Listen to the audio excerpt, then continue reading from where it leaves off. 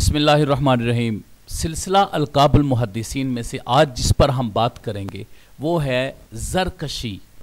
ज़रकशी लक़ब किस शख्सियत के साथ मंसूब है और इसकी वजह क्या है और इसका सबब क्या है और कौन सी ऐसी शख्सियत है जो इसी लक़ब से मारूफ़ है। तो ये बात ज़हन में रखिएगा, ज़रकशी के साथ जो शख्सियत ज़्यादा मारूफ़ हैं उनका नाम है मुहम्मद बिन बहादुर बिन अब्दुल्ला ज़रकशी मिस्री रहमहुल्लाह। इमाम ज़रकशी रहमहुल्लाह के लिए आम तौर पर जो लफ्ज़ बोला जाता है मारूफ वो बदरुद्दीन ज़रकशी रहमहुल्लाह है। आपका विसाल 794 हिजरी को मिस्र के अंदर हुआ। मिस्र में ही आपकी विलादत है और मिस्र के अंदर ही आपका विसाल भी है, लेकिन आप अपने असल के एतबार से तुर्की थे। इमाम बदरुद्दीन ज़रकशी रहमहुल्लाह आपकी जो खिदमात हैं मैदान तहरीर के अंदर वो भी बहुत शानदार और बहुत आला हैं। आपने किताब लिखी है अत-तज़किरतु फ़िल अहादीसिल मुश्ताहिरा। इसी किताब का दूसरा नाम है अल-आली अल-मंसूरा फ़िल अहादीसिल मशहूरा। ये इसी किताब के, इनकी जो किताब है उसके दो नाम हैं। इसके अलावा आपने जो किताब लिखी इमाम राफ़ी की जो शरहुल कबीर किताब है उनकी अहादीस की तखरीज की है इन्होंने, इमाम ज़रकशी रहमहुल्लाह, बदरुद्दीन ज़रकशी रहमहुल्लाह ने। और इसके अलावा आपने अत-तनकीह लि अल्फाज़िल जामी सहीह के नाम से भी किताब लिखी है। आपकी उलूमुल कुरान पर एक बड़ी मारूफ किताब है अल बुरहान।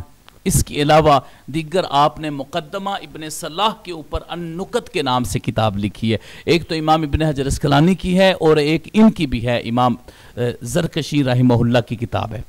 इसके अलावा अल-बहरुल मुहीत फ़ी उसूलिल फ़िक़्ह के नाम से आपकी किताब है और उक़ूदुल जुमान अला वफ़यातिल आयान जो इब्न खल्लिकान की किताब है वफ़तुल आयान, उसका भी आपने एक ज़ैल लिखा है उक़ूदुल जुमान के नाम से।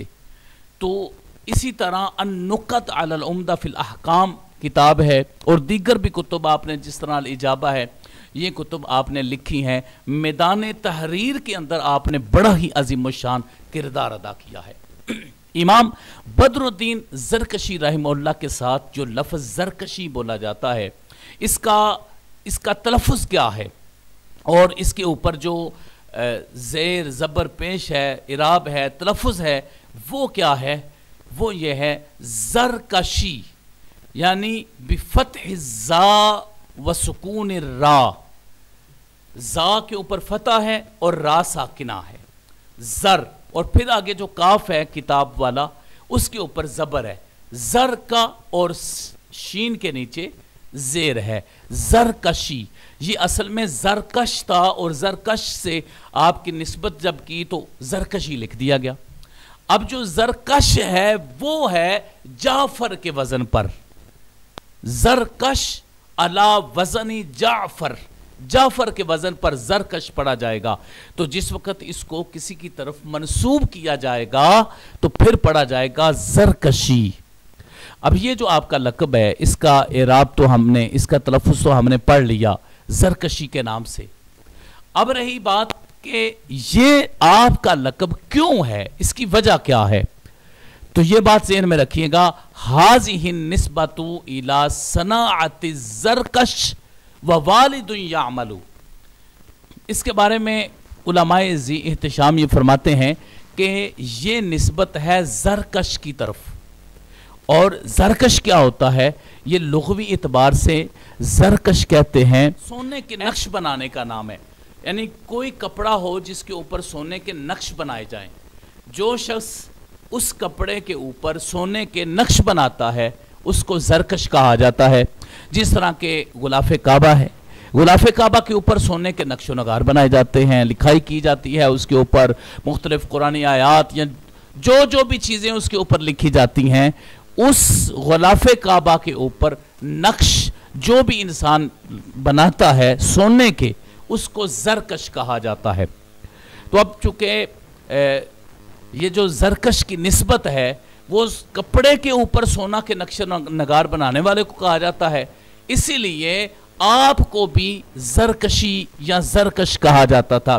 اس کی دو وجوہات بیان کی ہیں علماء ذی احتشام نے۔ ایک یہ وجہ بیان کی ہے کہ آپ کے والد صاحب جو تھے وہ زرکش تھے، وہ کپڑوں کے اوپر سونے کے نقش و نگار بنایا کرتے تھے، اس وجہ سے ان کو زرکش کہا جاتا تھا۔ تو اپنے والد کی طرف نسبت کرنے کی وجہ سے امام زرکشی کو بھی زرکشی کہا گیا ہے۔ دوسری وجہ اس کی یہ بیان کی گئی ہے کہ آپ بچپن میں اپنے والد صاحب کے ساتھ مل کر خود بھی یہ کام کیا کرتے تھے اور کپڑوں کے اوپر سونے کے نقش و نگار بنایا کرتے تھے، جس کی وجہ سے آپ کو زرکشی کہا گیا ہے۔ بہرکیف مرکزی نقطہ تو یہ ہے کہ زرکشی زرکش سے ہے، اور زرکش ایسے شخص کو کہتے ہیں جو کپڑے کے اوپر سونے کے نقش و نگار بناتا ہے یا سونے کا کپڑے کے اوپر کوئی بھی کام کرتا ہے، اس کو زرکش کہا جاتا ہے۔ اسی نسبت سے ہی زرکشی ہے، اور امام محمد بن بہادر بن عبداللہ بدر الدین زرکشی رحمہ اللہ کی نسبت بھی اسی کی طرف ہی ہے۔ آپ نے جتنا بھی حدیث پاک کے اوپر کام کیا اور دیگر علوم پر کام کیا وہ یقیناً ہمیشہ یاد رکھا جائے گا۔ اللہ رب العزت آپ کے مزید درجات کو بلند فرمائے اور ہمیں بھی آپ کے علمی فیض سے مستفیض فرمائے، آمین یا رب العالمین۔ وصلی اللہ علی حبیبہ سیدنا محمد وآلہ وصحبہ۔